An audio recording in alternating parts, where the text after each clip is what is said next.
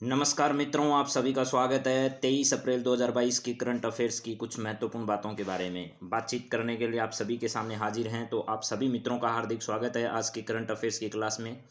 परीक्षा को मद्देनज़र रखते हुए वो सारी चीज़ें मैंने शामिल करने की कोशिश की है इस क्लास में जो आपकी परीक्षा की दृष्टि से महत्वपूर्ण है। तो चलिए बिना किसी देरी के शुरुआत करते हैं। आपके सामने देखिए कुछ पंक्तियाँ हैं। कुछ कर गुजरने की इच्छा रखने वाले व्यक्ति के लिए इस दुनिया में कुछ भी असंभव नहीं है। बहुत ही शानदार पंक्ति है मेरे मित्रों कि इस दुनिया में जो कुछ कर गुजरने का सपना रखता है, जिसके मन में, जिसके दिल में कुछ कर गुजरने का ख्वाब है, जिसके दिल में इस प्रकार की ज्वाला जल रही है कि हमें वाकई में कुछ कर गुजरना है, तो उसके लिए कुछ भी असंभव नहीं है। लोगों ने ऐसे ऐसे कीर्तिमान स्थापित कर दिए। इस दुनिया में मोबाइल किसी ने सोचा नहीं था, इंटरनेट किसी ने सोचा नहीं था, लेकिन ऐसी ऐसी चीज़ें आज आपके सामने दिन प्रतिदिन होती जा रही है जो कभी आज से 20 साल पहले सोची नहीं जा सकती थी। यानी वो असंभव लगता था, लेकिन वो सब संभव कर दिखाया इस मानव दिमाग ने। तो आप भी कर सकते हैं, क्यों नहीं कर सकते? अवश्य कर सकते हैं, बशर्ते आप लगातार लगे रहें। तो मित्रों चलिए आज की क्लास की शुरुआत करते हैं बिना किसी देरी के साथ। 22 अप्रैल को विश्व पृथ्वी दिवस मनाया गया। इस पृथ्वी दिवस 2022 की थीम क्या रही, आपको ये बताना है।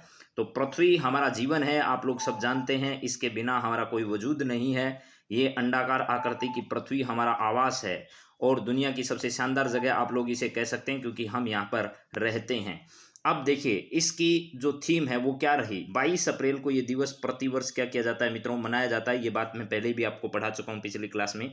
तो इस बार की इसकी थीम जो है वो इन्वेस्ट इन आवर अर्थ है। इन्वेस्ट इन आवर अर्थ, हमारी पृथ्वी जो है इनमें हमें क्या करना चाहिए, इन्वेस्ट करना चाहिए। तो ये इन्वेस्ट इन आवर अर्थ जो है वो इस वर्ष की क्या रही है, थीम रही है मेरे मित्रों।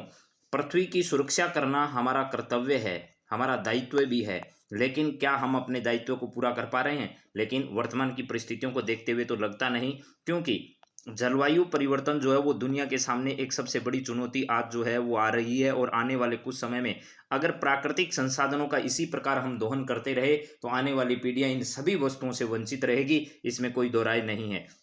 तो हमें विकास करना चाहिए, लेकिन विकास भी सस्टेनेबल विकास होना चाहिए मित्रों।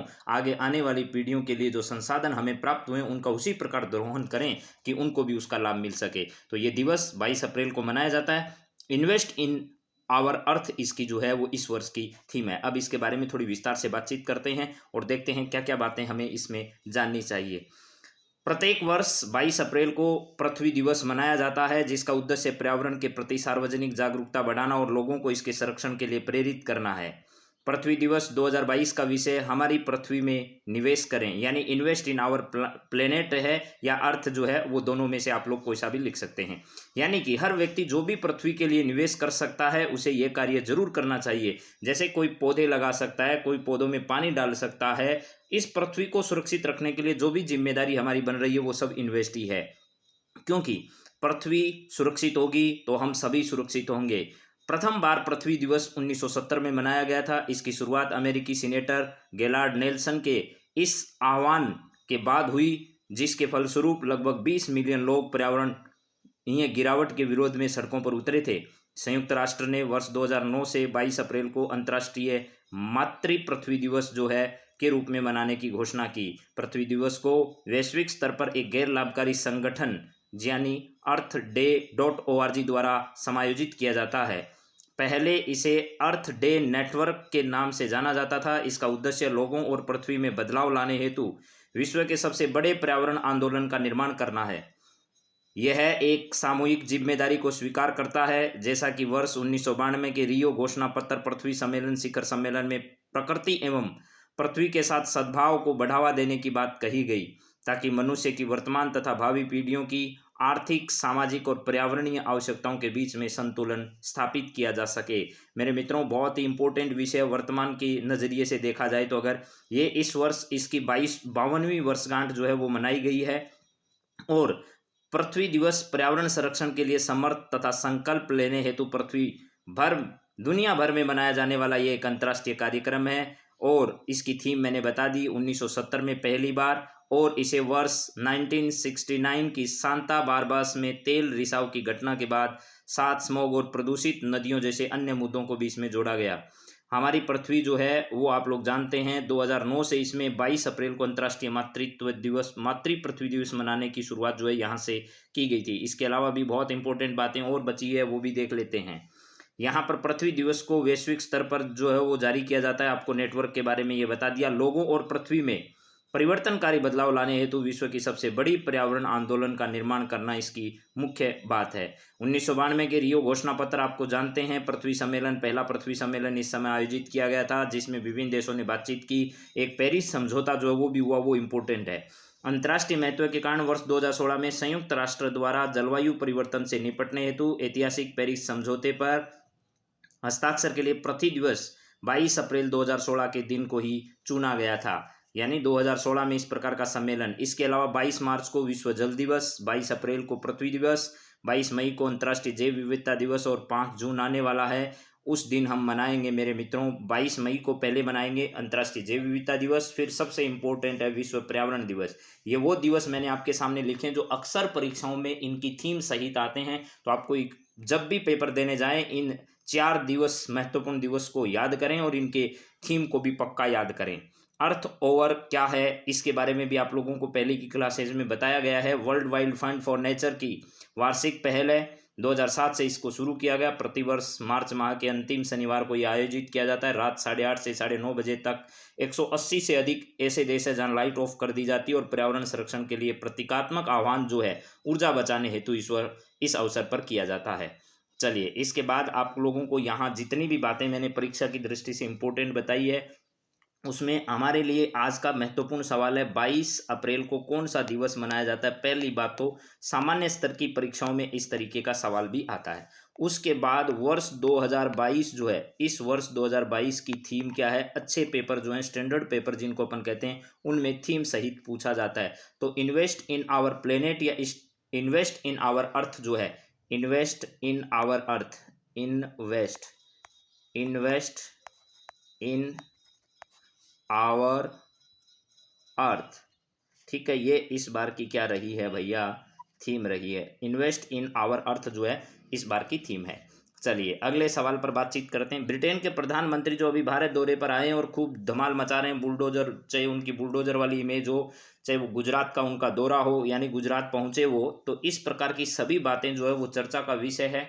तो ये देखिएगा, चाहे आप लोग अभी मॉरिशस के प्रधानमंत्री हों, चाहे आप लोगों के अभी ब्रिटेन के प्रधानमंत्री आए हों, ये सब के सब गुजरात आ रहे हैं। क्या कारण है इसका? सबसे पहले उनको गुजराती क्यों बुलाया जा रहा है दिल्ली की बजाय?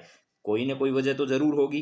तो अभी जो है वो आपको ध्यान रखना है, बोरिस जॉनसन जो है, बोरिस जॉनसन जो है वो क्या है मेरे मित्रों, यहाँ के ब्रिटेन के प्रधानमंत्री जो भारत दौरे पर आए और साबरमती आश्रम जो है वहाँ का इन्होंने क्या किया था, दौरा किया था। साबरमती आश्रम का दौरा किया और द्विपक्षीय व्यापार समझौते को लेकर दोनों देशों के बीच में बातचीत हुई। प्रविंदर जगन्नाथ अभी आकर गए हैं मेरे मित्रों, आप लोगों को पता होगा प्रविंदर जगन्नाथ जो हैं वो किसके, मॉरिशस के प्रधानमंत्री कौन आए, शेर बहादुर दौबा नेपाल के हैं, अभी भारत दौरे पर आकर गए हैं भैया साहब। व्लादिमीर जेलेंस्की अभी युद्ध में फंसे हुए हैं, यूक्रेन के क्या हैं मेरे मित्रों। इस बार पेपर की दृष्टि से यूक्रेन महत्वपूर्ण है, लेकिन आप जिस तरीके के युद्ध की खबरों को पढ़ते हैं वहाँ से सवाल नहीं बनाएगा पेपर सेटर, वो बड़ा चालाक है, बस उसी को खुश करने के लिए आप सब पढ़ रहे हैं, लेकिन वो आपसे इतना जल्दी खुश होने वाला नहीं है। वो इतिहास से, वो भूगोल से, किसी अन्य सब्जेक्ट से भी सवाल बना सकता है और सीधा सवाल देगा तो आप लोग कर ही लेंगे। यूक्रेन विवाद लंबे समय से चल रहा है और आने वाले समय में भी इसके जल्दी शांत होने की कोई संभावना नजर नहीं आ रही है। यहाँ हालांकि भारत के नेतृत्व में खूब प्रयास इसका किया जा रहा है, लेकिन फिर भी देखते हैं क्या होगा। तो बोरिस जॉनसन जो है वो इसका सही जवाब है। चलिए अगले पॉइंट पर बढ़ते हैं। ये देखिए बोरिस जॉनसन आपके सामने हैं, चरखा काटते हुए। गांधी जी जिस चरखे से सूत काटा करते थे उसी से ब्रिटेन के प्रधानमंत्री भारत दौरे पर, प्रधानमंत्री से मुलाकात भी इन्होंने की। 300 साल में पहली बार ब्रिटेन का कोई पीएम है जो गुजरात के सीधे साबरमती में आया और चरखा चलाया, ठीक है। यहाँ से भारत में सशस्त्र बलों के आधुनिकीकरण के लिए 2030 तक के 20.84 लाख करोड़ रुपए का निवेश करेगा ये ब्रिटेन। इसके अलावा मेरे दोस्तों बोरिस जॉनसन ने और यहाँ क्या किया, एक शानदार बात यह रही कि जब इन्होंने यहाँ का दौरा किया तो महात्मा गांधी की एक पुस्तक है मेरे मित्रों, ये ध्यान से समझिएगा, ये सवाल इंपॉर्टेंट है परीक्षा की दृष्टि से और आने वाली परीक्षाओं में आपसे पूछा जा सकता है। जॉनसन को गांधी जी की एक अप्रकाशित पुस्तक है मेरे मित्रों जिसका नाम है गाइड टू लंदन। यह पुस्तक इनको भेंट की गई साबरमती आश्रम की तरफ से। इसके अलावा मीराबेन की एक आत्मकथा है जिसका नाम है द स्पिरिट पिलग्रिमेज। क्या है? The spirit pilgrimage. ये दोनों पुस्तक आपके पेपर की दृष्टि से वेरी वेरी वेरी इंपॉर्टेंट है, क्योंकि इस तरीके के ही सवाल जो चर्चा में रहते हैं वो पूछे जा सकते हैं। तो पहला गाइड टू लंदन, यह गांधी जी की पुस्तक है, लेकिन इस पुस्तक का प्रकाशन नहीं हो सका था। और मीराबेन की एक आत्मकथा है जिसका नाम है द स्पिरिट्स पिलग्रिमेज, ये मीराबेन की पुस्तक है। इसका सवाल मैंने आज की क्लास में नहीं बनाया, लेकिन अगली क्लास में ये सवाल मैं आपके सामने लेकर आने वाला हूँ। देखता हूँ आपको याद रहता है या नहीं। द स्पिरिट पिलग्रिमेज जो है वो इसका सही जवाब होगा। चलिए इसके बाद आगे बात करते हैं अगले पॉइंट पर। अगला पॉइंट है, हाल ही में 15वां सिविल सेवा दिवस कब मनाया गया? तो 15वां सिविल सेवा डे जो है वो कब मनाया गया अभी हाल ही में? फटाफट बता दीजिए आप लोग मुझे कि भैया इस दिन ये दिवस जो है वो क्या किया गया था, मनाया गया। 15वां सिविल सेवा दिवस इस वर्ष यानी 2022 में 15वां मनाया गया है। आप लोग बताइए ये 15वां दिवस कब मनाया गया? तो इसका सही जवाब क्या होगा मेरे मित्रों? 21 अप्रैल को यह दिवस मनाया गया। तो 21 अप्रैल इसका राइट आंसर होगा। सिविल सेवा के क्षेत्र में, यानी सिविल सेवा जो है, सिविल सेवा क्षेत्र में महत्वपूर्ण काम करने वाले लोगों को इस अवसर पर पुरस्कृत किया जाता है। और आपको राजस्थान की तरफ से ध्यान रखना, इस बार राजस्थान की तरफ से चूरू जिले के कलेक्टर जो है सिद्धार्थ कुमार जी, उनको क्या किया गया है? सम्मानित किया गया है। तो राजस्थान के चूरू जिले के कलेक्टर जो हैं इनको क्या किया गया है? सम्मानित किया गया है। किस अवसर पर? सिविल सेवा दिवस के अवसर पर जो है वो कार्यक्रम आयोजित किया गया। उस कार्यक्रम में इनको सम्मानित होने का अवसर चूरू के जिला कलेक्टर को प्राप्त हुआ। ये बहुत इंपॉर्टेंट सवाल है, आगामी परीक्षाओं के लिए मैं पहले ही बता चुका हूं, फिर भी ध्यान रखिएगा। चलिए अगले पॉइंट की ओर बढ़ते हैं। अगला पॉइंट देखिए आपके सामने क्या है मेरे मित्रों। सिविल सेवा दिवस के बारे में कुछ जानकारियां हैं। प्रत्येक वर्ष 21 अप्रैल को सिविल सेवा दिवस के रूप में मनाया जाता है। यह दिन उन लोक सेवकों को समर्पित है जो कि देश की प्रगति के लिए कार्य करते हैं, साथ ही नीति निर्माण में भी अपनी महत्वपूर्ण भूमिका अदा करते हैं। इस दिन लोक प्रशासन में विशेषता हेतु प्रधानमंत्री पुरस्कार भी दिए जाते हैं। इस प्रकार का पहला समारोह 21/4/2006 को विज्ञान भवन में आयोजित किया गया था। प्रधानमंत्री इस समारोह का शुभारंभ किया। सभी सिविल सेवाओं का प्रतिनिधित्व करने वाले भारत सरकार के वरिष्ठ अधिकारीगण इस समारोह में भाग लेते हैं। सिविल सेवा दिवस के रूप में 21 अप्रैल की तारीख इसलिए महत्वपूर्ण है क्योंकि 21 अप्रैल 1947 को स्वतंत्र भारत के पहले गृह मंत्री सरदार वल्लभ भाई पटेल ने दिल्ली में मेटकॉफ हाउस में प्रशासनिक सेवा के प्रोबेशनरी अधिकारियों को संबोधित करते हुए सिविल सेवकों को भारत का स्टील फ्रेम कहा था। भारत में सिविल सेवा की नींव वारेन हेस्टिंग्स द्वारा रखी गई थी, किंतु बाद में चार्ल्स कॉर्नवालिस द्वारा इसमें अधिक सुधार किए गए, इसलिए उन्हें भारत में नागरिक सेवाओं के पिता के रूप में जाना जाता है। तो भारत में नागरिक सेवाओं के पिता के रूप में चार्ल्स कॉर्नवालिस को माना जाता है। और सिविल सेवा की शुरुआत करने का श्रेय जो है या नींव डालने का श्रेय वारेन हेस्टिंग्स को जाता है। और भारत में इनको स्टील फ्रेम की संज्ञा किसके द्वारा दी गई थी? तो सरदार पटेल के द्वारा दी गई थी। आज भी सरदार पटेल एकेडमी का नाम आपने सुना होगा। लाल बहादुर शास्त्री के नाम पर भी एकेडमी है और सरदार पटेल के नाम पर भी एकेडमी है। और सिविल सेवक जो है वो सरदार पटेल को वाकई में अपना आदर्श मानते हैं, क्योंकि इनकी पैरवी करने वाले सबसे बड़े महापुरुष में सरदार पटेल का नाम आता है। इसके बाद है, हाल ही में ब्रिटेन का प्रधानमंत्री बोरिस जॉनसन को साबरमती आश्रम की ओर से गांधी जी द्वारा लिखित किस पुस्तक को भेंट किया गया था? साबरमती आश्रम के द्वारा यह पुस्तक उनको भेंट स्वरूप दी गई थी। तो आपको बताना है, अभी अभी बताया मैंने, एक तो मीराबेन की पुस्तक और एक इनकी पुस्तक है। किसके द्वारा? कौन सी पुस्तक? सत्य के साथ मेरे प्रयोग नहीं दी गई क्योंकि ये पहले प्रकाशित हो चुकी थी। गाइड टू लंदन वो पुस्तक है जिसका प्रकाशन संभव नहीं हो पाया था, लेकिन गांधी जी ने इस पुस्तक को लिखा था। गाइड टू लंदन ये पुस्तक जो है वो अभी हाल ही में भेंट की गई है मेरे मित्रों। चलिए इसके बाद अगली बात करते हैं। अगला सवाल क्या है, यानी American chamber of commerce India की वार्षिक बैठक का हाल ही में आयोजन किया गया। यह बैठक कौन से क्रम की बैठक है दोनों देशों के बीच में?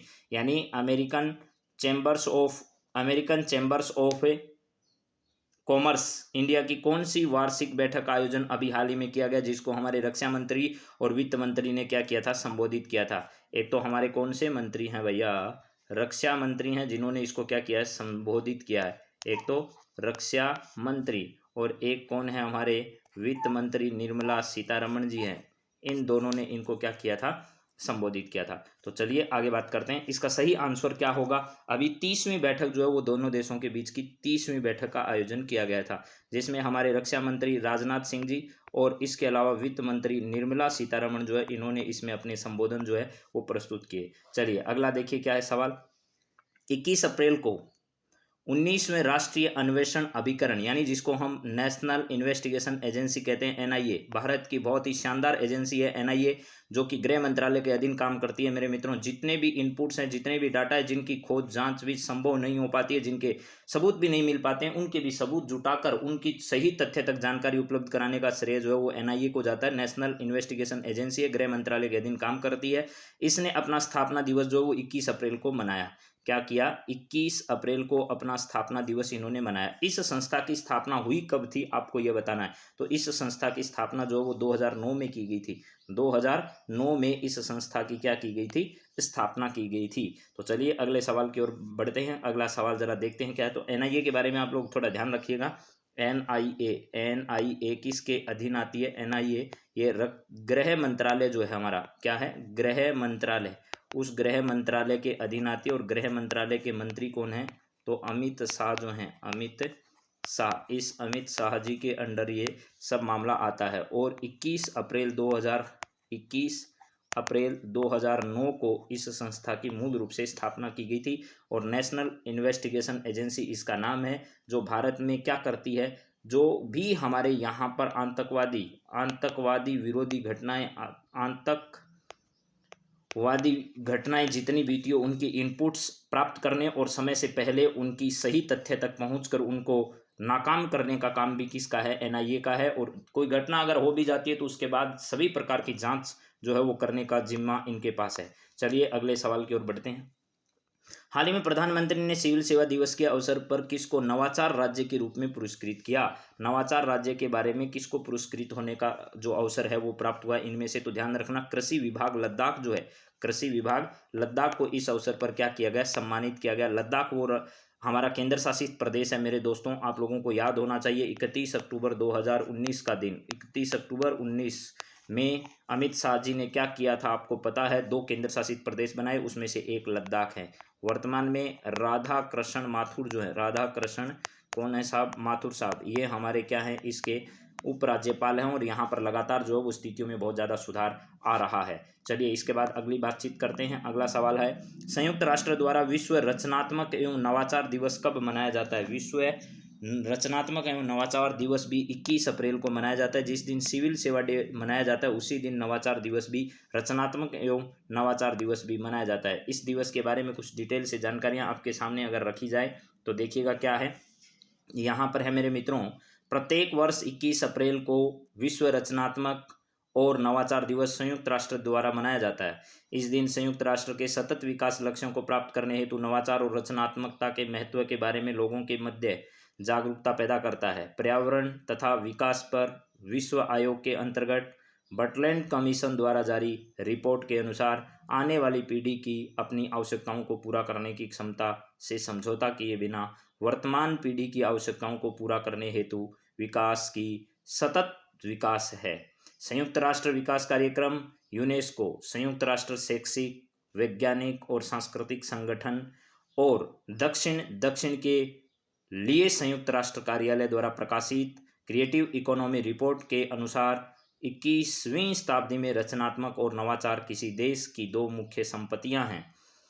इस समय जब वैश्विक स्तर पर कोविड-19 के कारण अंतर्राष्ट्रीय लॉकडाउन की स्थिति बनी हुई थी, तब वैश्विक अर्थव्यवस्था को चालू रखने हेतु प्रमुख आर्थिक भागीदारी का रचनात्मक रूप से सक्रिय होना महत्वपूर्ण था। इसी अवसर पर आपको पता होगा 21 अप्रैल को प्रतिवर्ष यह दिवस क्या किया जाता है, मनाया जाता है। अगला सवाल जरा देखिए मित्रों क्या है, यहाँ पर है आपके सामने सवाल कि भैया ये बताइए हमें कि 16 से 22 अप्रैल 2022 को इनएक्टिव गेम्स जो है इनका आयोजन कहाँ पर किया गया। ऑस्ट्रेलिया में, भारत में, नीदरलैंड में, इंग्लैंड में। तो इनका आयोजन कहाँ पर किया गया, 16 से लेकर के 22 अप्रैल के बीच में नीदरलैंड में इन सभी प्रकार के खेल्स का जो है वो आयोजन किया गया। इनएक्टिव गेम्स का आयोजन नीदरलैंड में अभी हाल ही में किया गया। जरा इसके बारे में भी थोड़ी डिटेल जानने की कोशिश करते हैं।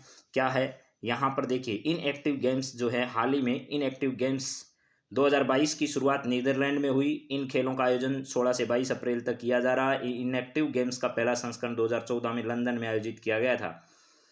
ये खेल 2016 में अमेरिका के ओरलैंडो, 2016 में टोरंटो कनाडा, 2018 में सिडनी ऑस्ट्रेलिया में आयोजित किए जा चुके हैं। यह अंतर्राष्ट्रीय खेल प्रतियोगिता है जो पैरा ओलंपिक के समान है, लेकिन यह घायल और बीमार सैन्य युद्ध के पूर्व सैनिकों और सेवाकर्मियों के लिए ही होती है। इन खेलों में कवि विलियम अर्नेस्ट हेनले की कविता इनविक्टस से प्रेरणा ली गई है। हेग में वर्तमान में चल रहे खेलों का आयोजन वर्ष 2022 में होना था, लेकिन कोविड-19 महामारी के कारण इन्हें स्थगित कर दिया गया और अभी 20 देशों से 500 से अधिक प्रतियोगी तीरंदाजी, athletics, indoor rowing, cycling, volleyball, powerlifting, wheelchair basketball, तैराकी और व्हीलचेयर रग्बी में भाग ले रहे हैं। डसेलडॉर्फ जर्मनी इन खेलों के वर्ष 2023 के संस्करण की क्या करेगा, मेजबानी करेगा। यानी 2020 में जिन खेलों का आयोजन होना था इनएक्टिव गेम्स का, उनका आयोजन 2022 में किया जा रहा है और आगे 2023 में आयोजित होगा।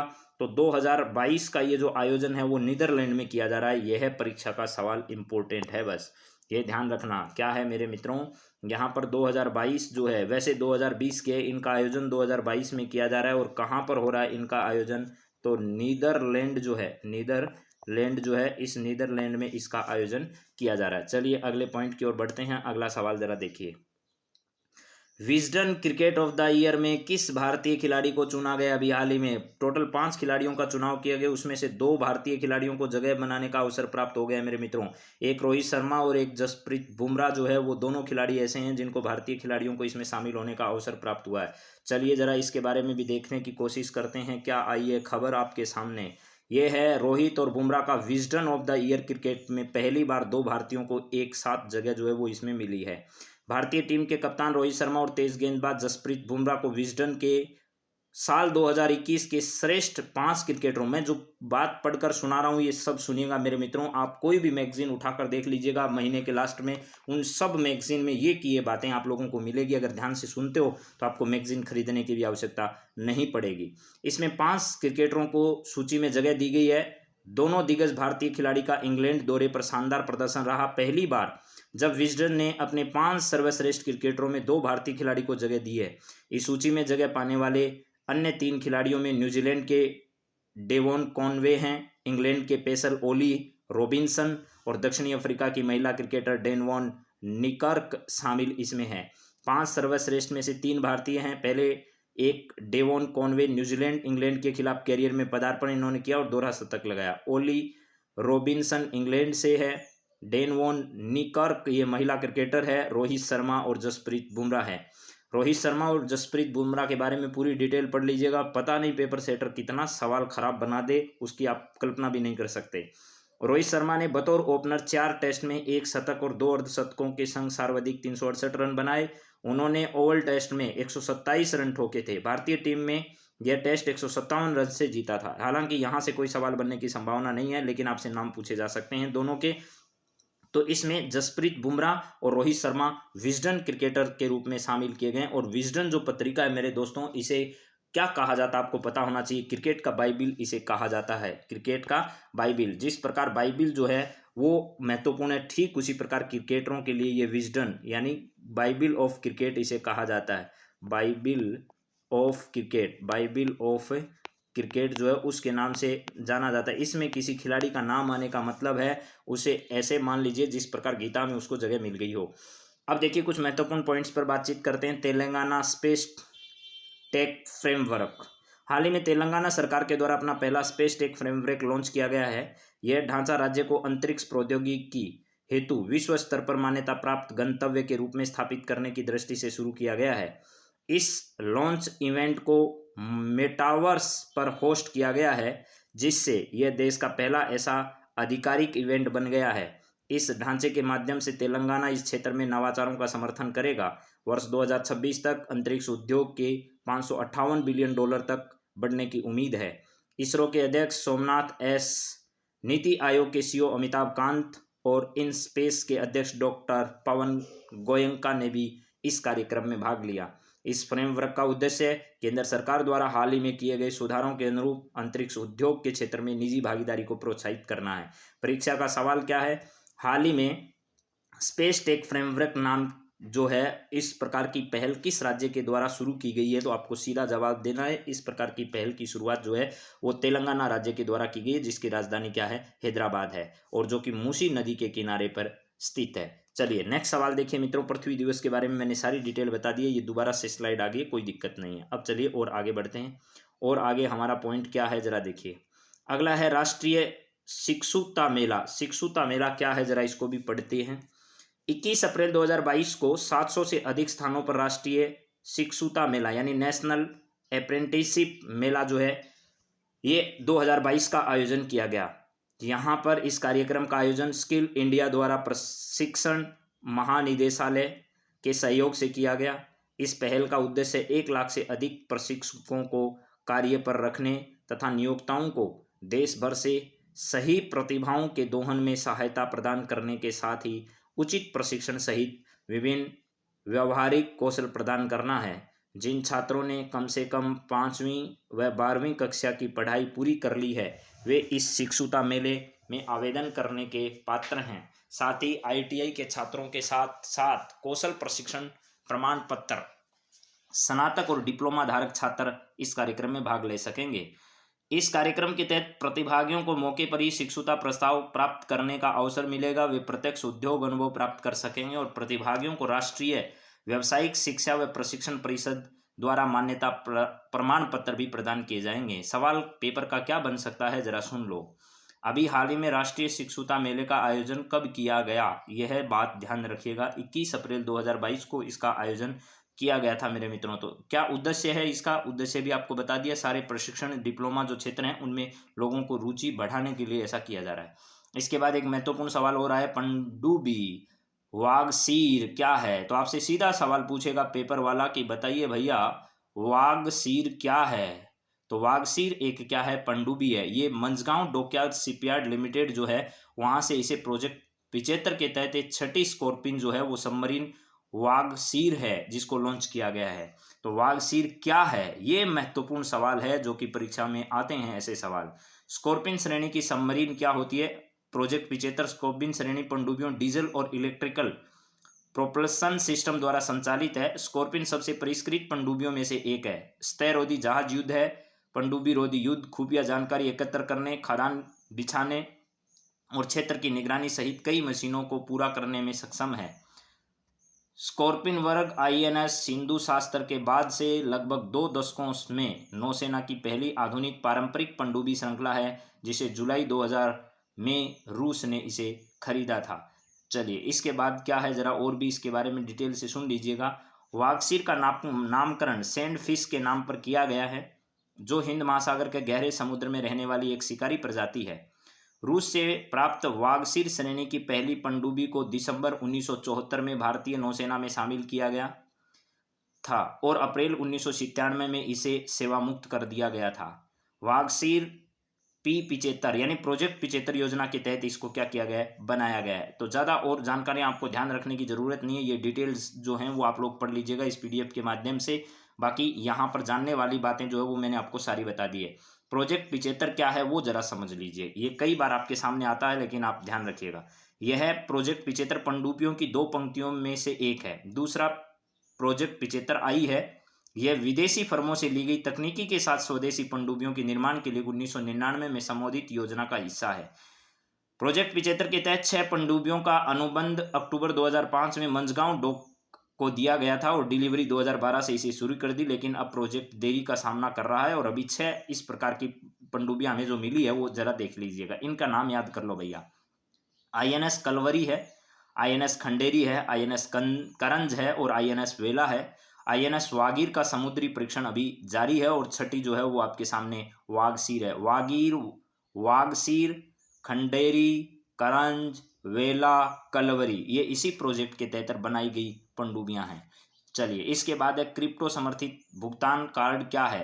क्रिप्टो समर्थित भुगतान कार्ड जो है वो मेरे मित्रों नई आभासी मुद्राएं जो आरंभ हो चुकी है बाजार में, उसके लिए भुगतान करने के लिए एक भुगतान कार्ड जो है क्रिप्टो ऋणदाता नेक्सो ने विश्व का पहला क्रिप्टो समर्थित भुगतान कार्ड जो है वो लॉन्च कर दिया है। तो ये क्रिप्टो करेंसी से संबंधित है और नया कार्ड जो है वो इसके संदर्भ में क्या हो चुका है, जारी हो चुका है। इसके बाद मैं अभी आपके वीडियो के एग्जाम में भारत का भूगोल और जो भी है चीज़ें नहीं जोड़ी गई है, तो ये भूगोल जो बहुत इंपॉर्टेंट रोल अदा करने वाला है, क्योंकि इसमें बहुत सारे नए पार्ट जो हैं वो आपके शामिल किए गए हैं। तो इससे संबंधित कुछ इमेज आपके सामने लेकर आया हूँ, हो सकता है आपको कुछ हेल्प मिलेगी। पिछली परीक्षाओं में भी आपके ऐसे सवाल आए हैं और आगामी परीक्षाओं में भी आएंगे। बात आसान है, लेकिन फिर भी परीक्षा के दिन हमारी नज़रें जो भूल जाती है और हम उसका ध्यान नहीं रख पाते हैं। पहला सवाल जरा देखने की कोशिश करते हैं मेरे मित्रों, क्या है यहाँ। भारत व कर्क रेखा। कर्क रेखा भारत के मध्य से गुजरती है, इसमें कोई दो राय नहीं है। भारत के कितने राज्यों से गुजरती है, पहला सवाल ये। कौन कौन से राज्यों से गुजरती है। पूर्व से पश्चिम, पश्चिम से पूर्व, सही राज्यों का क्रम बताइएगा। ये सवाल परीक्षाओं में अक्सर आते हैं और आपको इनका सही जवाब देना होता है। तो देखिए, राजस्थान जो है उसको टच करते हुए, राजस्थान के डूंगरपुर और बांसवाड़ा क्षेत्र को स्पर्श करते हुए ये रेखा गुजरती है। गुजरात, राजस्थान, मध्य प्रदेश, छत्तीसगढ़, रांची, और यानी रांची का मतलब झारखंड, पश्चिमी बंगाल और त्रिपुरा और मिजोरम, इन राज्यों से होकर गुजरती है। यानी मिजोरम एक, फिर इधर से अगर त्रिपुरा को देखा जाए तो दो, पश्चिमी बंगाल तीन, झारखंड चार, छत्तीसगढ़ पाँच, भोपाल छः, राजस्थान सात और गुजरात आठ। यानी यह रेखा भारत के कितने राज्यों से गुजरती है। तो पहले सवाल का सीधा सपाट जवाब देना है आप लोगों को, 8 राज्यों से भारत की गुजरती है। अब बात करें किधर से किधर, अगर बात की जाए पश्चिम से पूर्व की ओर, तो सबसे पहले क्रम जो बता रहा हूँ वो जरूर ध्यान रखिएगा मेरे मित्रों। सबसे पहले आएगा गुजरात, उसके बाद आएगा राजस्थान, राजस्थान के बाद आएगा आपका मध्य प्रदेश, मध्य प्रदेश के बाद आएगा छत्तीसगढ़, छत्तीसगढ़ के बाद आपका आएगा झारखंड, और झारखंड के बाद आएगा मेरे मित्रों पश्चिमी बंगाल, और पश्चिमी बंगाल के बाद आपका आएगा त्रिपुरा, और त्रिपुरा के बाद आएगा आपका मिजोरम। ये क्रम आपको ध्यान रखना है इधर से इधर। इसमें मणिपुर वो कंफ्यूज करने के लिए दे सकता है आपको, और कोई राज्य दे सकता है, ज़्यादातर असम भी वो देता है, मेघालय भी वो देता है, नागालैंड भी वो देता है, अरुणाचल भी देता है, लेकिन वो सब इसमें शामिल नहीं है, ये ध्यान रखना है। इधर वालों में ज़्यादा कंफ्यूज आपको नहीं करेगा। यानी गुजरात, राजस्थान, मध्य प्रदेश है, तो अब वो उत्तर प्रदेश और बिहार का नाम भी दे सकता है, तो आप ध्यान रखिएगा। और इधर से भी आए तो भी कोई दिक्कत नहीं है, यानी पूर्व से पश्चिम की ओर पूछे तो भी सबसे पहले आपका क्या हो जाएगा, मिजोरम हो जाएगा, त्रिपुरा हो जाएगा, पश्चिमी बंगाल हो जाएगा, झारखंड हो जाएगा, छत्तीसगढ़, मध्य प्रदेश, राजस्थान और गुजरात। तो ये आपको क्रम ध्यान रखना है। 8 का आंकड़ा पहले याद करो, कई बार आंकड़ा याद नहीं रहता है, 8 आंकड़ा पहले याद करो मेरे मित्रों। तो चलिए इसके बाद अगला पॉइंट और क्या है हमारे सामने। इसके बाद नेक्स्ट पॉइंट जो है वो 82.5 डिग्री जो हमारा समय निर्धारित करने वाली रेखा है, ये 82.5 पूर्वी देशांतर है, ध्यान रखना, ठीक है। 82.5 डिग्री पूर्वी देशांतर जो है मानक समय रेखा है भारत की। ये 22.5 जो है 82.5 डिग्री, ये भारत के कितने राज्यों से गुजरती है, पहला सवाल तो ये है। तो आपका यूपी जो है मेरे मित्रों, यूपी से गुजरती है। इसके बाद मध्य प्रदेश के साथ इसका थोड़ा सा हिस्सा लगता है, मध्य प्रदेश के बाद छत्तीसगढ़ के साथ, और छत्तीसगढ़ के बाद ये ओडिशा, ओडिशा के बाद ये आंध्र प्रदेश, इतने राज्यों से होकर गुजरती है। तो 1 2 3 4 5, यानी 5 भारतीय राज्य ऐसे हैं जिनसे होकर 82.5 पूर्वी देशांतर रेखा गुजरती है। पेपर वाला ध्यान रखना, इन राज्यों में हेर फेर कर सकता है आपके साथ, वो बिहार दे सकता है, मध्य प्रदेश तो दे ही दिया, इसके अलावा वो छत्तीसगढ़ को छोड़कर झारखंड दे सकता है। तो आप ध्यान रखना, छत्तीसगढ़ इसमें शामिल है, ओडिशा इसमें शामिल है, तेलंगाना नहीं है, आंध्र प्रदेश है। तो ये 5 राज्यों का क्रम आपको ऊपर से नीचे, नीचे से ऊपर याद होना चाहिए। उत्तर प्रदेश, मध्य प्रदेश, छत्तीसगढ़, ठीक है। यहाँ पर छत्तीसगढ़ के बाद उड़ीसा, और उड़ीसा के बाद आंध्र प्रदेश इसका सही आंसर होगा। चलिए इसके बाद बात करते हैं अगले पॉइंट की ओर। अगला पॉइंट क्या है जरा देखिए। यहाँ पर मेरे मित्रों नेक्स्ट पॉइंट जो है वो बात कर रहे हैं भारत के उत्तर, दक्षिण, पूर्व और पश्चिम के सुदूर बिंदुओं के बारे में बात करेंगे। उत्तरतम बिंदु जो है वो हमारा क्या है, इंदिराकोल है। क्या है, इंदिराकोल जो है वो उत्तरतम बिंदु है। और ये इंदिराकोल कहाँ पर स्थित है मेरे मित्रों, इंदिराकोल जो है वो ये स्थित है आपका सियाचिन का जो क्षेत्र है, यानी लद्दाख वर्तमान में जो है लद्दाख में क्षेत्र में आता है, सियाचिन वाले इलाके में। इसके बाद दक्षिण बिंदु की बात अगर करें तो मुख्य भूमि का दक्षिणतम बिंदु जो है वो तो है कन्याकुमारी, ठीक है। क्या है, कन्याकुमारी है। लेकिन अगर बातचीत की जाए द्वीपीय क्षेत्र की तो इसका नाम क्या है, इंदिरा पॉइंट है। इंदिरा पॉइंट है, पिग्मेलियन पॉइंट है, पार्सन पॉइंट है, ये सारे इसी के नाम है, जो कि ग्रेट निकोबार में सबसे महत्वपूर्ण सवाल ये कई बार पूछा गया है कि ये जो बिंदु है जिसको हम इंदिरा पॉइंट या पार्सन पॉइंट या पिग्मेलियन पॉइंट कहते हैं, ये दक्षिण बिंदु है, ये कहाँ पर स्थित है? तो वो देता है छोटा निकोबार, बड़ा निकोबार, अंडमान, ये सब। तो ध्यान रखना, बड़ा निकोबार या ग्रेट निकोबार जो है वहां पर स्थित है, ये ग्रेट निकोबार में ये स्थित है। इसके बाद पूर्व पश्चिम की अगर बातचीत की जाए तो अरुणाचल प्रदेश में इधर पूर्वी छोर पर एक स्थित है जिसको कहते हैं किबुथी, किबुथु या किबुथु उसे कहा जाता है, तो किबुथु ध्यान रखना। और इधर वाला है वो गुजरात में, गुजरात का गोहर माता जो क्षेत्र है, क्या है? गोहर माता जो क्षेत्र है वो आपको ध्यान रखना है। तो यहाँ पर गुजरात और अरुणाचल प्रदेश जो है, अरुणाचल प्रदेश और गुजरात, ये दोनों पॉइंट आपको परीक्षा की दृष्टि से ध्यान रखने हैं। चलिए अगले पॉइंट पर बात करते हैं। अगला पॉइंट जो है, भारत के पड़ोसी देशों की अगर बातचीत की जाए तो एक हमारा पड़ोसी देश चीन है, एक हमारा पड़ोसी देश पाकिस्तान है, एक हमारा अफगानिस्तान है जिसके साथ वर्तमान में हमारी कोई वास्तविक रेखा नहीं लगती है, वो पीओके क्षेत्र की लगती है अंतर्राष्ट्रीय। मैकमोहन रेखा जिसे अपन कहते हैं वो किसके साथ लगती है, ये भी ध्यान रखना। डुरंड रेखा किसके साथ, रेड क्लिफ रेखा किसके साथ, अध्यारोपित रेखा कौन सी है, ये सब बातें हमें ध्यान रखनी है। अब बात कुछ महत्वपूर्ण विषयों की अगर की जाए तो यहाँ देखिएगा, पाकिस्तान के साथ हमारे जम्मू कश्मीर और लद्दाख जो हैं वो सीमा बनाते हैं, और इसके अलावा पंजाब जो वो भी पाकिस्तान के साथ सीमा बनाता है, राजस्थान भी बनाता है, और गुजरात भी इसके साथ सीमा जो है वो स्पर्श करता है। और अगर चीन की बात की जाए तो आपका लद्दाख है, इसके बाद मेरे मित्रों हिमाचल प्रदेश है, उत्तराखंड है, सिक्किम है। भूटान के साथ सिक्किम जो है वो भी चीन के साथ सीमा बनाता है, अरुणाचल प्रदेश भी बनाता है। भूटान और नेपाल बहुत अच्छे से ध्यान रखो, नेपाल के साथ बनाने वालों में उत्तराखंड, उत्तर प्रदेश, बिहार और पश्चिमी बंगाल और सिक्किम है। नेपाल के साथ कितने बनाते हैं भैया? उत्तराखंड, उत्तर प्रदेश, बिहार, पश्चिमी बंगाल और सिक्किम है। ये क्रम जरूर ध्यान रखना, उत्तराखंड, उत्तर प्रदेश, बिहार, पश्चिमी बंगाल और सिक्किम। भूटान की बात करें तो सिक्किम है, पश्चिमी बंगाल है, असम है और अरुणाचल प्रदेश है। बांग्लादेश की अगर बातचीत की जाए तो बांग्लादेश के साथ देख लीजिएगा मेरे मित्रों, पश्चिमी बंगाल एक तरफ से यहाँ तक गिरा हुआ, उसके बाद असम है, असम के बाद मेघालय है, और मेघालय के बाद मेरे मित्रों इसके साथ सीमा बनाता है त्रिपुरा, और त्रिपुरा के बाद अब यहाँ आपको वो कन्फ्यूजन करेगा तो ध्यान रखना, मिजोरम जो है वो तो इसके साथ सीमा बनाता है, लेकिन मणिपुर इसके साथ कोई सीमा नहीं बनाता, तो वो मणिपुर और मिजोरम ज़्यादातर देता है। तो ध्यान रखना, नागालैंड और मणिपुर नहीं बनाते हैं, बल्कि मिजोरम बांग्लादेश के साथ सीमा स्पर्श करता है। इसके बाद हमारे भारत की बांग्लादेश के साथ सर्वाधिक सीमा जो है वो स्पर्श होती है। म्यांमार के साथ हमारे ये राष्ट्र जो है अरुणाचल प्रदेश, हमारे राज्य जो हैं वो अरुणाचल प्रदेश, नागालैंड और इसके अलावा मणिपुर, इसके अलावा मेरे मित्रों आपका मिजोरम। त्रिपुरा म्यांमार के साथ सीमा नहीं बनाता है, स्पर्श नहीं करता है, इस बात का ध्यान रखिएगा। चलिए, तो अब मेरे हिसाब से ये सारी बातें आपको समझ में आ गई होगी, और आगे बढ़ते हैं। ये देखिएगा यहाँ पर और ज़्यादा क्लियरिटी से आपको दिखाया गया है। ये हमारा सिक्किम है भैया, ये क्या है? हमारा सिक्किम वाला प्रदेश है। नेपाल के साथ भी सीमा बनाने वाले, म्यांमार के साथ ये देख लीजिएगा आपका मिजोरम है, मणिपुर है, नागालैंड है, अरुणाचल प्रदेश है। लेकिन यहाँ पर अगर देखा जाए तो त्रिपुरा जो है वो म्यांमार के साथ सीमा नहीं बनाता है। बांग्लादेश जो है वो म्यांमार के साथ सीमा जरूर बनाता है।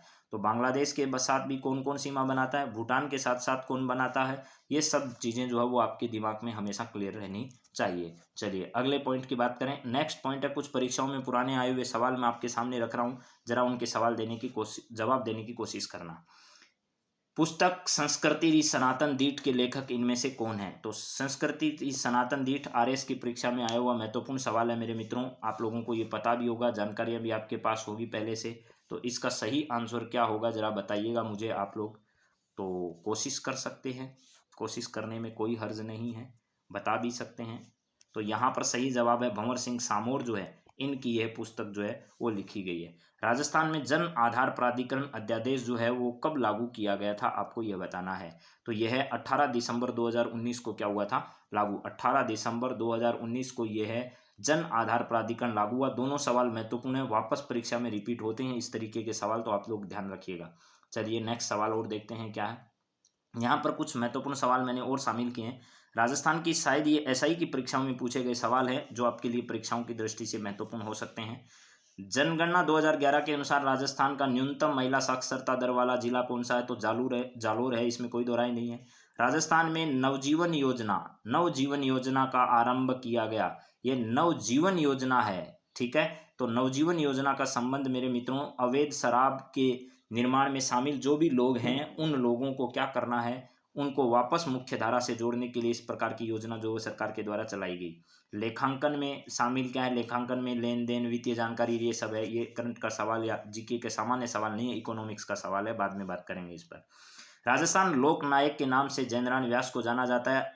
आधुनिक भारत के पिता के नाम से किसे जाना जाता है, तो राजा राम मोहन राय को जाना जाता है। कजली तीज श्रावण के महीने में कृष्ण पक्ष की तृतीया को आती है। और वैसे आपको पता होगा मेरे मित्रों, एक तीज जो है वो भाद्रपद माह में आती है और एक कौन से में, श्रावण में आती है। तो कजली तीज जो है वो बाद में आती है और छोटी तीज जो है वो पहले आती है। तो श्रावण में जो तीज आती है वो भी ध्यान रखना, और आप लोगों के भाद्रपद कृष्ण पक्ष की तृतीया को आती है वो भी ध्यान रखना। तो कजली पूछी जा रही है, इसका मतलब बड़ी तीज आपसे पूछी जा रही है जो कि भाद्रपद कृष्ण पक्ष को आती है। और बूंदी की जो है वो कजली तीज बड़ी प्रसिद्ध है। श्रावण माह में छोटी तीज आती है। इसके बाद नेक्स्ट सवाल है, किस दुर्ग को अबुल फजल ने बख्तरबंद कहा था, तो रणथंभौर का दुर्ग बख्तरबंद है, बाकी सब ऐसे ही हैं, ठीक है। तो ये सब ध्यान रखिएगा। सुभाष चंद्र बोस ने महात्मा गांधी को राष्ट्रपिता का संबोधन कब दिया था, तो ये सवाल भी आप लोग पता होगा 1945 में ऐसा किया गया था, या 44 में, या फिर जुलाई 44 में। तो ये बात भी परीक्षा की दृष्टि से इंपॉर्टेंट है, आगामी परीक्षाओं में सवाल आ सकते हैं।